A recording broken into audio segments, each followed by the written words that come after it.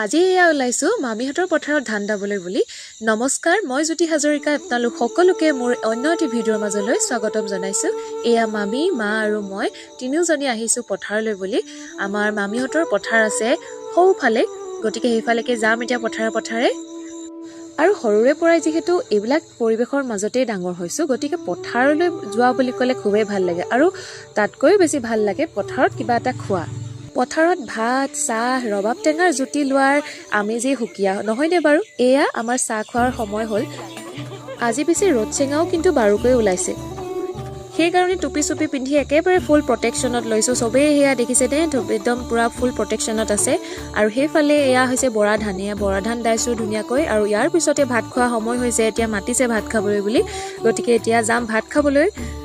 আৰু আমাৰ এইফালে এটা ভাল লগা কথা আছে, ভুই ৰোৱাৰ দিনতে হওক বা ধান দোৱাৰ দিনতে হওক, আমাৰ এইফালে সকলোৱে ইঘৰে সিঘৰক সহায় কৰি দিয়ে। তেনেকৈ সকলো ওলাই যায়, শাৰীয়া পাতে, সকলোৱে এসাঁজ একেলগে খায় আৰু ইঘৰে সিঘৰক সহায় কৰি তেনেদৰে ধান কাটে আৰু ভুই ৰুৱে। এই নিয়মটো আচলতে আমাৰ ফালে চলিয়ে আছে এতিয়াও।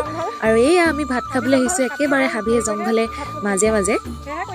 আচলতে আজি পথাৰত ভাত খাবলৈ পাম বুলিহে ধান দাবলৈ গৈছিলোঁ, পিছে মোৰ উদ্দেশ্যটো সফল নহ'লে। এয়া হাবিৰ মাজে আহি ঘৰত ভাত খাব লাগিব এতিয়া, কাৰণ তেওঁলোকৰ ঘৰত পথাৰলৈ বস্তুবোৰ কঢ়িওৱা মানুহ নাই। গতিকে সেইকাৰণে আৰু এয়া মন চন বেয়া কৰি ঘৰলৈকে ভাতকেইটা খাবলৈ বুলিয়ে আহিছোঁ। এইফালে একে হাবিয়ে জংঘলে পাৰ হৈ আহি অলনি দলনি পকা চপৰানি হৈ পেলাই একেবাৰে ভাত খাবলৈ আহিবলগীয়া হৈছে। বাৰু যি কি নহওক, এয়া ভাত খাবলৈ আহি ৰাইজে অকণমান জিৰাইছে। আচলতে জীৱনৰ ৰঙীন সময় বুলি যে কয়, এইবিলাক সময়, এই পথাৰলৈ আহি ভাত খোৱা, সকলোৰে লগত হাঁহি ধেমালিৰে সময়বোৰ পাৰ কৰা, বিভিন্ন কথাৰ ৰসাল কথাৰ ভাগ লোৱা। গতিকে এইবিলাকৰ আমেজ আৰু আমাৰ গাঁৱলীয়াবিলাকেহে ল'ব পাৰে, বিশেষকৈ এই কামটোত যেতিয়া নিজেই জড়িত হ'ব পাৰি। গতিকে গাঁৱত থাকি যদি এই পৰিৱেশবিলাকৰ আমেজ নলওঁ, তেন্তে কিহৰ আৰু গাঁৱত থকা আমি গাঁৱলীয়া মানুহ, নহয়নে বাৰু? এয়া মই এইফালে দেখিছেনে ফুল প্ৰটেকশ্যনত একেবাৰে ধান দাইছোঁ, নহ'লে মুখতে একেবাৰে ধান পাতে কাটে যে, সেইকাৰণে আচলতে এনেদৰে লৈছোঁ। আৰু এয়া চাওকচোন, ভাটৌ চৰাই পূৰা একদম ধানৰ ঠুকে কঢ়িয়াইছে ধুনীয়াকৈ।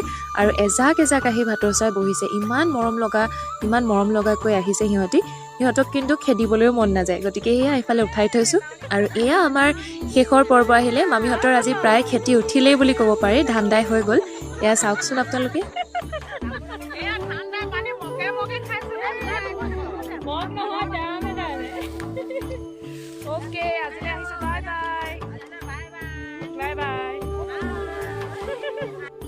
গতিকে আবেলিৰ এটি ধুনীয়া দৃশ্যৰ সৈতে আজিৰ ভিডিঅ'টি সামৰণি মাৰিছোঁ। আজিলৈ আহিছোঁ, বাই বাই।